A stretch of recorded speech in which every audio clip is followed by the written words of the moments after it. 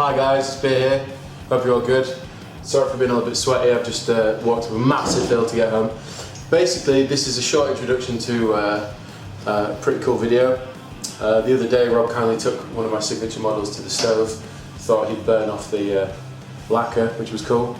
And he's going to do some sort of like relicing job with it, which inspired me to do the same thing, basically, because I've always wanted to do it. So what I've done is I've grabbed Proto 2, if you remember this one. It's really orange, and I never use it because it doesn't look very nice in my opinion. It's a lovely guitar, but it's too orange for me. So I'm going to take all the finish off it. I'm going to use a couple of sanders that I got off Dave, and I'm going to basically strip this down to bare wood, refinish it with some beeswax, and maybe do some cool design stuff with it at the same time. So yeah, we'll see how it goes.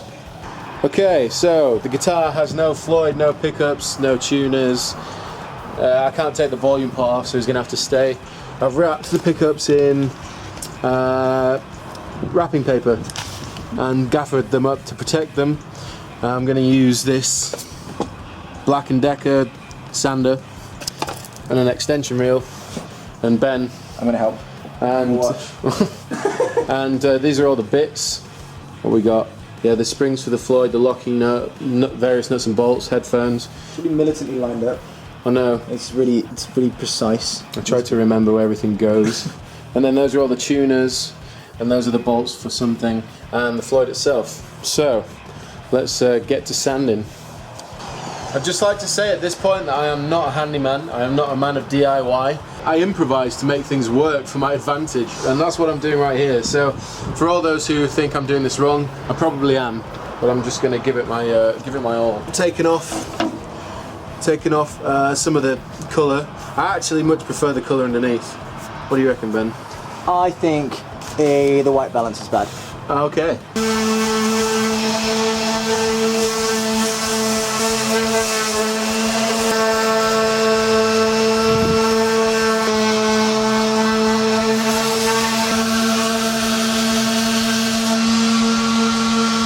Are we done? I've sanded the wire away on the pickup. Whoops. Oh well. Well, you'll have to I'll just DIY it, tape it. It's just a mass of throw. Yeah. It's a nice day to be a DIYing. How did that go then?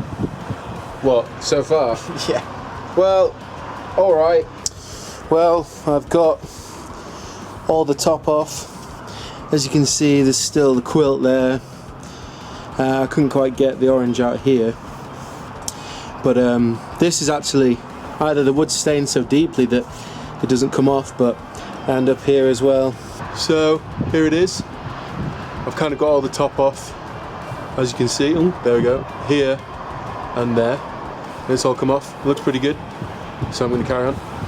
So I'm still going. It's getting dark. It's only 10 to 5, but I'm not going to quit until all the lacquer is off. And then once that's happened, I'll probably smooth it over and then get the beeswax on it. I accidentally pulled the toggle switch off the solder, so I have to resolder that, which shouldn't be a problem. And yeah, so I finished sanding. It's not amazing, I'm not gonna lie, but I don't really want it to be like super clean. I'm happy with it being a little bit rough around the edges, and also I couldn't really be bothered to like take it all the way. So here we go. As you can see, it's a bit orangey in places, which I don't know why. I think it's just because it's stained so much, but taking it all off, there's still quilt there, which is nice, and my face is gone. Still a bit stained, gone a bit deeper on the cutaway, which you might not be able to see here, but I have, and I've managed to save the quilt. Obviously it's gone thin in places, but I've saved the most part of it. So like I said, rough around the edges, but I'm happy with that. So the next thing to do is to just give it a few coats of beeswax. I might stain it depending on if I want it to stay that blonde, I don't know. But anyway, this is it so far. I've been buffering for a little while now using Lord Sheraton Caretaker Wood Balsam. Now this is made with pure beeswax, turpentine for pine turpentine, and linseed oil, and it nourishes and protects. I must say, this came out a lot better than I was expecting. Look at that. It's so much like shinier. It has that like slightly holographic effect, and I'm very impressed. So this looks very similar to Proto 1 now in terms of its finish, which I don't mind so much, but I'm hoping that this finish will start to like come away with gigs and stuff, because I'll probably use it for gigs, because I'm going to stick a bare knuckle war pig in here probably, recording especially, and hopefully over time it'll start to look really cool, because it's not really thick protection as opposed to like, you know, like a wax. Let's carry on. This is a hot knife. It's a really cool little gadget. It's like a blowtorch pen. It does soldering iron, blowtorch. It does a heat blower, and now I'm going to use a hot knife setting, and I'm going to try and do some cool creative stuff on the back of the headstock. Yeah. Okay, so I've been at it for probably about 5 hours, maybe 4 hours now, but I think I'm done. Without further ado, here it is. Here it is. So, as you can see, the quilt has come out really well through the beeswax. It's smooth as you like, it feels lovely. I've plugged it in very quietly so that you can hear it, and it sounds incredible. So for the most part, there's a tiny bit, you know, left here and there, but kind of like that, you know. So as some of you remember, this is the one that I sanded down just here, and we sent to the factory to get the final one done.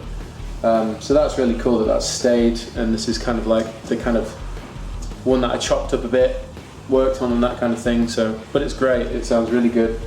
I'm really happy with it, but really smooth neck now. It's unfinished. Well, I've put a bit of wax on it, but I'm just going to touch it up every now and again, and obviously burn my name into the headstock. I have a confession. When I was doing the October 2013 bit under the springs here, if you can see, so it says Oct 13. For some reason I thought we were in October. It's actually the 5th of November when I've done this project. So for some reason, in my stupidity, I put October 2013. But it doesn't matter, because we're only 5 days out.